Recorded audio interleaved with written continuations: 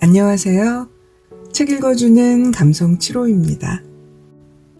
수려한 말솜씨나 화려한 입담이 없어도 좋은 인상을 심어주는 사람이 있습니다.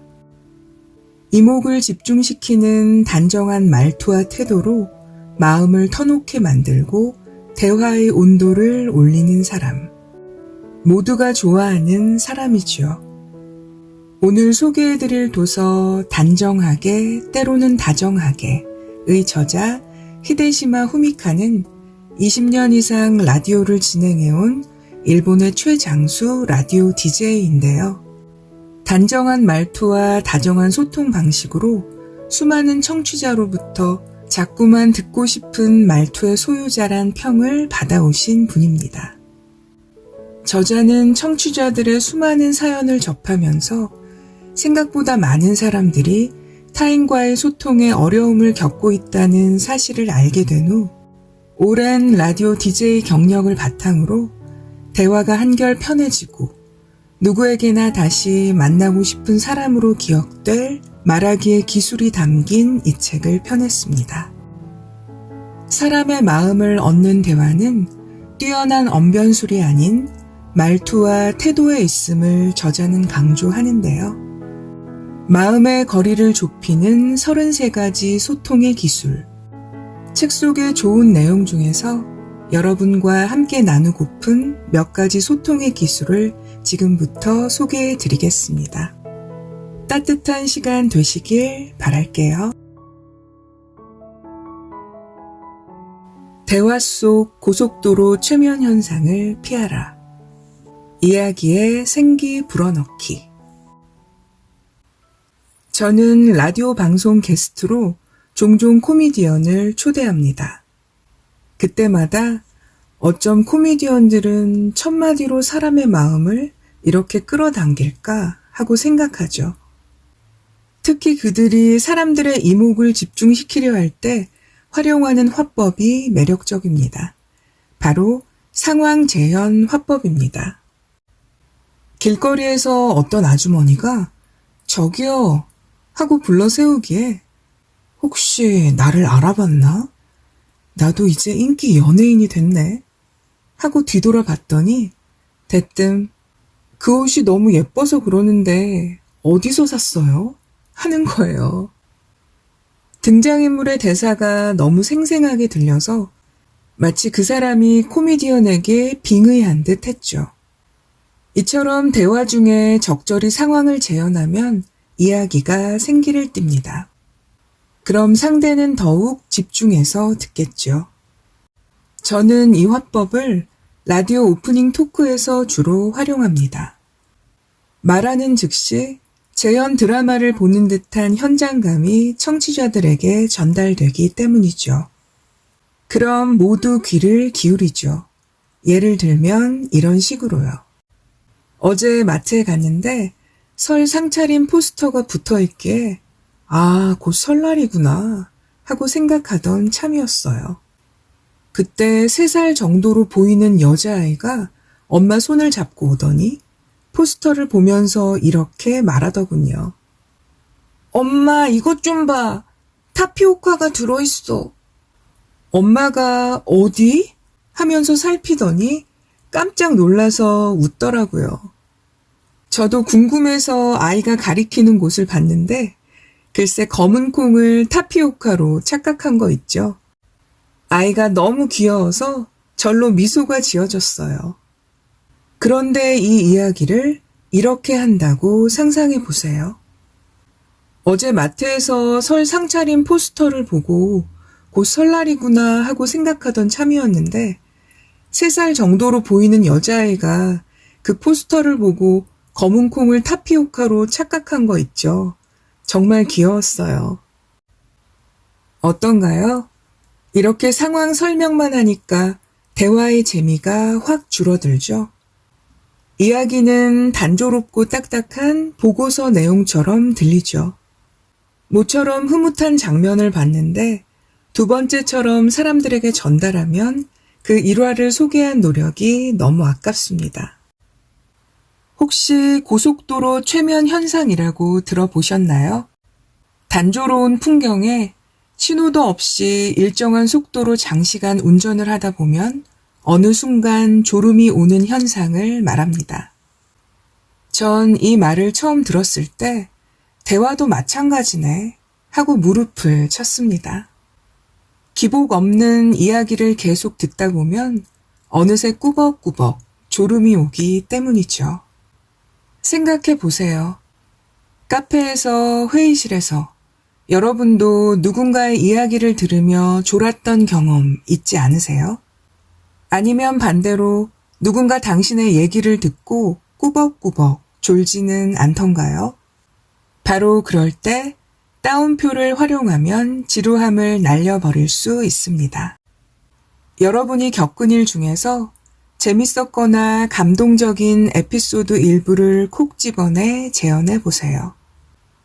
듣는 사람 머릿속에 그 풍경이 그려지면서 이야기도 생동감 있게 전달될 것입니다. 물론 여러분은 코미디언이나 배우가 아니니 감정을 듬뿍 실어서 에피소드를 재현할 필요는 없습니다. 상대방의 관심을 끌 정도만 살짝 재현해 볼게요. 라는 느낌으로 말소리나 말투에 변화를 주면 됩니다. 그렇게 누군가의 대사를 한 구절만 인용해도 여러분의 이야기 속 등장인물이 생생하게 살아 움직일 겁니다. 대화의 기술, 긴장과 완화 기법. 대화 주제를 고를 때는 분위기가 한쪽으로 치우치지 않도록 유념해야 합니다. 예를 들어, 저는 청취자들이 제 라디오 프로그램을 듣고 역시 이 방송 듣기 잘했네 하고 마음이 훈훈해지길 바라기에 프리토크를 할 때는 웃음을 유발하는 행복한 화제를 우선해서 다룹니다. 하지만 현실에는 기쁘고 신나는 일만 있지는 않죠. 저와 여러분 모두 어떤 고민이나 불안을 안고 살아갑니다. 몇 년째 투병 중이에요. 일자리를 잃고 취업 준비 중입니다. 배우자와 헤어졌어요. 부모님 병 간호하기가 너무 힘드네요. 이런 이야기를 접할 때면 삶은 고난의 연속인가 보다 하고 생각하게 됩니다. 그래서 저는 라디오 사연을 받을 때 하고 싶은 이야기가 있으면 무엇이든 제게 보내주세요 라고 말합니다. 다만 방송할 때는 이야기의 순서에 주의합니다. 진지한 얘기를 한 다음에는 마음을 편안하게 누그러뜨리는 화제를 넣고 슬프거나 속상한 이야기를 한 다음에는 용기를 북돋는 식으로 말이죠. 대화의 기술에는 긴장과 완화 기법이라는 것이 있습니다. 심각한 이야기로 분위기가 무거워졌을 때는 함께 피식 웃을 수 있는 이야기로 공기를 환기하는 것이죠. 이렇게 하면 대화가 한결 편안해집니다. 이렇게 분위기를 조절하면 상대방에게 깊은 인상을 남길 수 있습니다. 이건 가족이나 친구뿐만 아니라 회사 동료와 대화할 때도 적용할 수 있습니다. 직장을 배경으로 예를 들어보겠습니다. 라디오 DJ 신입 시절, 저는 직장 선배에게 이렇게 혼난 적이 있었습니다. 네 말을 듣고 있으면 답답해 죽겠어. 신곡 소개든 콘서트 후기든 결론을 질질 끌잖아. 맨 처음 시작할 때 어떻게 느꼈는지부터 말해야지. 듣는 사람은 얼마나 속 터지는 줄 알아? 네, 선배님, 지당하신 말씀입니다. 하고 전 몸을 잔뜩 웅크린 채 꾸중을 들었습니다. 그 선배는 방송국에서 일잘러로 통하는 분이었습니다. 저는 얌전한 표정으로 들었지만 온몸은 딱딱하게 굳어 있었죠. 하지만 선배의 마지막 말 한마디에 저는 용기를 가질 수 있었습니다. 그런데 나도 처음부터 그렇게 하진 못했어. 열심히 노력하다 보면 너도 나아질 거야. 아픈 곳을 계속 찌르기만 했던 엄격한 충고 뒤에 따스하게 감싸는 한마디. 그간의 긴장이 단숨에 누그러지며 이렇게 못난 후배를 따뜻하게 배려해 주시다니 하고 눈물을 쏟을 뻔했습니다. 어느새 저도 연차가 쌓여 후배를 지도하게 되었습니다.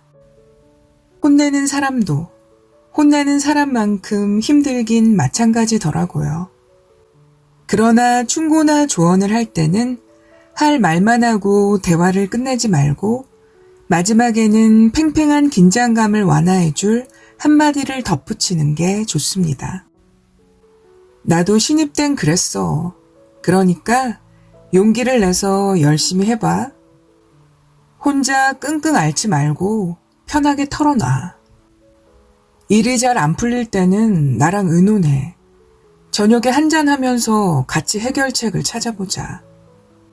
누구나 하는 고민이야. 우울해할 것 없어. 힘내. 냉정하게 주의를 준 다음에 갑자기 부드럽게 자세를 취하려면 좀 민망하기도 하죠. 하지만 따뜻한 말 한마디에 상대방은 마음을 열고 진심으로 당신의 조언에 귀 기울일 것입니다. 그 누구와 이야기를 나누든 상대방을 향한 배려와 경의는 기본으로 갖춰야 합니다. 혹시 후배나 동료에게 엄격하게 조언했다면 마지막엔 꼭 긴장된 분위기를 풀어주세요. 함께 다음 스텝으로 나아갈 수 있도록 말이죠.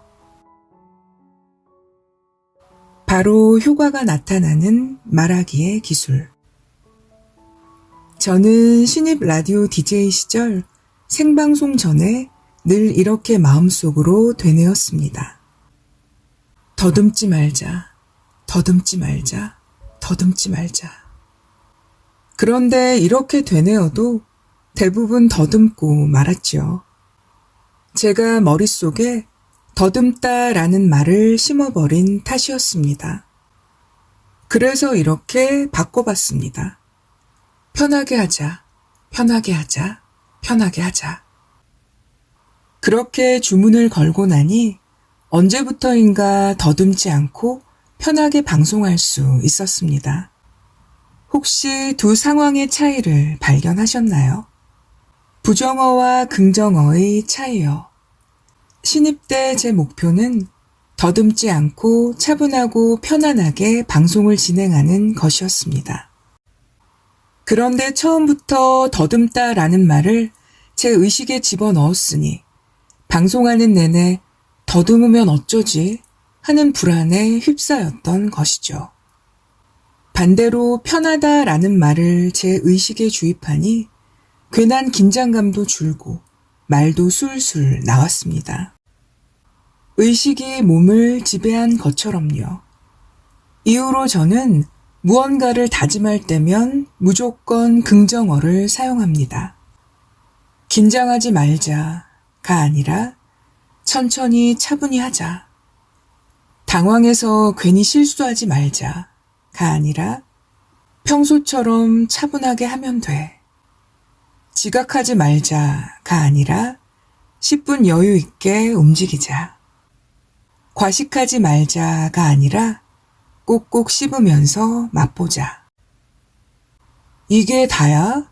라고 생각될 정도로 단순한 방법이지만 뭐뭐 하지 말자가 아니라 무엇 하자로 바꿔 말하면 놀라울 만큼 좋은 효과가 나타납니다. 뭐뭐 하면 안 돼 라고 자기 자신에게 금지령을 내리면 스트레스가 쌓이고 실수를 연발하게 됩니다. 대신 긍정어로 목표 상태를 표현하면 이리저리 헤매지 않고 곧장 그 목표로 향할 수 있습니다.